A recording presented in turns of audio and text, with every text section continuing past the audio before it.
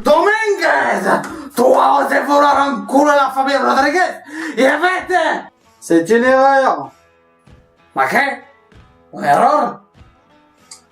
Dominguez, c'est le 8. Ici, vous êtes au 12. C'est à côté. Oh, perdón, señor. Gracias. Hasta la vista. Y a pas de mal.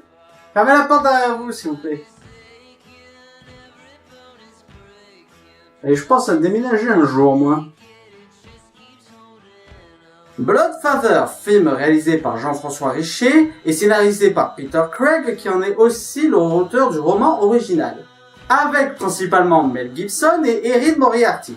John, ancien escroc alcoolique qui sort de prison, doit protéger sa fille Lydia de 16 ans qu'il vient de retrouver d'une horde de narcotrafiquants. Alors que ce film, je dirais que c'est un film d'action à l'ancienne. Je veux dire par là que c'est un film d'action qui se veut plus intelligent qu'un film d'action bourrin, ce qui est appréciable. Avec des personnages humains qui peuvent être mortels, quoique Mel Gibson est un peu trop surpuissant dans ce film. Et des scènes d'action qui certes ne font pas grand spectacle, mais qui restent quand même efficaces. Et quelques messages de fond pour pointiller le tout. Oui, le film est bourré de messages, avec différentes portées chacun. Le message principal du film étant les différences entre générations. C'est aussi un bon petit coup de pied dans les bourses à tous ceux qui se comparent avec les anciennes générations et en se la prenant rebelle, trop gothique dark. Moi, une fois, j'ai avalé des médicaments parce que ma vie, elle est trop sombre et trop compliquée, tu vois, t'as vu? Ouais. Moi, à ton âge, pour me suicider, je me suis jeté dans un ravin avec ma moto. Attention, ce film n'est pas un simple film foutage de gueule des jeunes déprimés. Je leur conseille d'ailleurs ce film, car il possède un message que j'ai beaucoup apprécié sur le suicide. Comme quoi, il ne sert à rien de mettre fin à ses jours.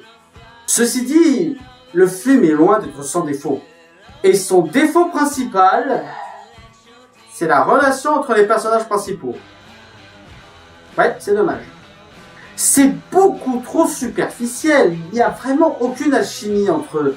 Je veux dire, je n'ai même pas ressenti le début d'une relation père-fille. Toutes les phrases qui s'échangent sont clichés et sonnent vraiment faux.